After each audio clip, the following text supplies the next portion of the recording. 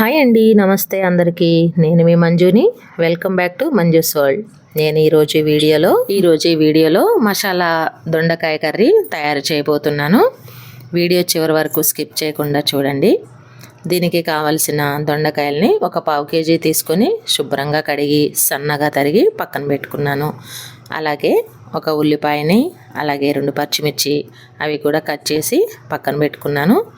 మీలో ఎవరైనా కొత్తగా నా ఛానల్ని చూస్తున్నట్లయితే ప్లీజ్ అండి ఒక లైక్ చేసి సబ్స్క్రైబ్ చేయటం మర్చిపోకండి. వీడియోలోకి వచ్చేసేయండి. ఇప్పుడు ముందుగా స్టవ్ మీద ఒక కళాయి పెట్టి దానిలో కర్రీకి సరిపడా ఆయిల్ని వేసుకొని ఆయిల్ వేడెక్కిన తర్వాత తాలింపు గింజల్ని వేసుకున్నాను. జీలకర్ర, శనగపప్పు, అలాగే ఆవాలు ఇవి చిటపటలాడే టైంలో పచ్చిమిర్చి వేసుకున్నాను. పచ్చిమిర్చి వేగిన తర్వాత దానిలో ఆనియన్స్ యాడ్ చేసుకున్నాను.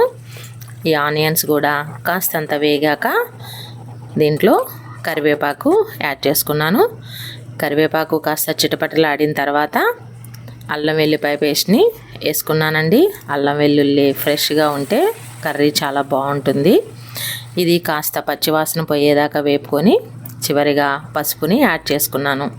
ఇప్పుడు దీనిలో ఈ దొండకాయ ముక్కలన్నిటినీ వేసుకొని ఈ మసాలా అంతా పట్టేలాగా, అంటే అల్లం వెల్లుల్లిపాయ పేస్టు, తిరుగుమాత దినుసులు అన్నీ కూడా ముక్కలకి పట్టేలాగా మంచిగా తిప్పుకోవాలండి.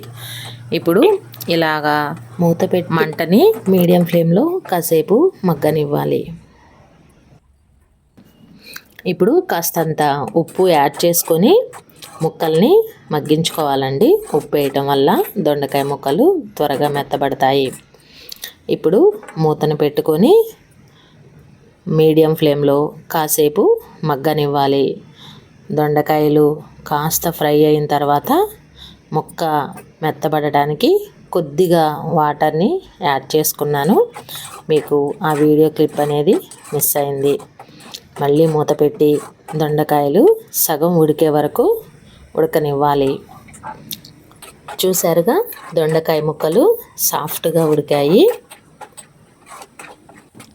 ఇలా మధ్య మధ్యలో కలుపుతూ అడుగంటకుండా తిప్పి ఉడికించుకోవటం వల్ల కర్రీకి చాలా టేస్ట్ ఉంటుందండి.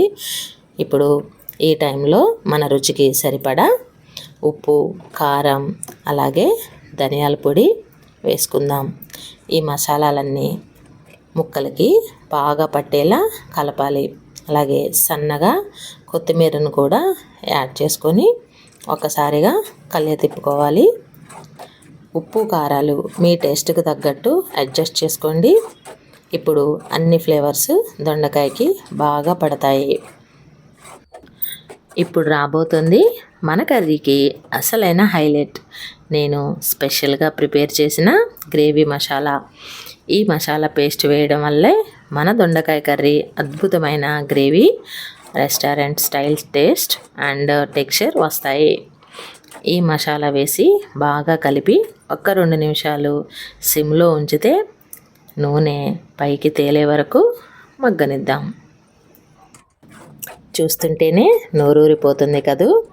గుమగుమలాడే దొండకాయ మసాలా కర్రీ రెడీ అయిపోయిందండి. ఈ రెసిపీని మీరు కూడా ఇంట్లో ఖచ్చితంగా ట్రై చేసి ఎలా వచ్చిందో కామెంట్స్లో నాతో షేర్ చేసుకోండి. ఈ వీడియో మీకు నచ్చితే లైక్ చేయండి, షేర్ చేయండి. అలాగే మన ఛానల్ని సబ్స్క్రైబ్ చేయడం అస్సలు మర్చిపోకండి. నాకు కాస్తంత కారం తగ్గితే మరి కాస్త కారం యాడ్ చేసుకున్నానండి.